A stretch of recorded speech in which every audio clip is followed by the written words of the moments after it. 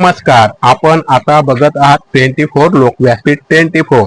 स्पर्धेच्या युगात तमाशा टिकविणे अवघड आहे. आजकाल सत्ता संपत्ती स्पर्धेच्या युगात पैशाला अनन्यसाधारण महत्त्व प्राप्त झाले असून विज्ञान तंत्रज्ञान आधुनिक युगात तमाशासारखी लोककला टिकवण्यासाठी केंद्र व राज्य शासनाने निधी उपलब्ध करून द्यावा अशी मागणी ग्रामीण तमाशा कलावंतांनी केली आहे. स्पर्धेच्या धकाधकीत जीवनात तमाशा रसिकांची आवड बदलत चालल्याने शासनाच्या वेळेचे बंधन व जाचक अटीमुळे तमाशा चालवणे अवघड बनले आहेत.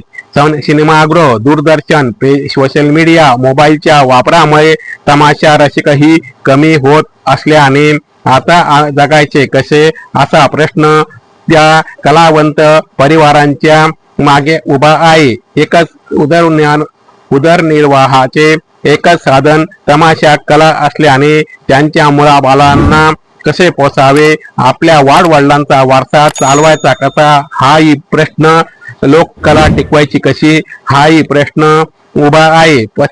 प्रयत्नाची पराकाष्ठा करून जर कोणी लोककला टिकवली तर त्याला उपासमारीचे पाय होते. परंतु लोकांची आवड निवड स्वरूप बदलल्यामुळे तमाशा कलावंताकडे समाजाचा दृष्टिकोन बदलत चालला आहे. तमाशाला शासनाने वेळेचे बंधन आणल्याने गवळण कमी करून वेळेत दाखवणे अवघड झाले आहे. तमाशाचा वग हा मूळ गाभा आहे. वगामुळे तमाशाला नाव लौकिक मिळत असायचा. पूर्वी काळी राजकीय, धार्मिक, सामाजिक, कौटुंबिक वग दाखवण्यासाठी तमाशा कलावंताकडे मागणी करायचे आणि त्या तमाशा रसिक भरभरून द्यायचे. परंतु आजकाल तरुण वर्गाकडून धांगड धिंगाणा असलेल्या अश्लील गाण्याचा वन्स मोर केले जाते. एक शोकांतिका आहे. आसमानी सुलतानी संकट,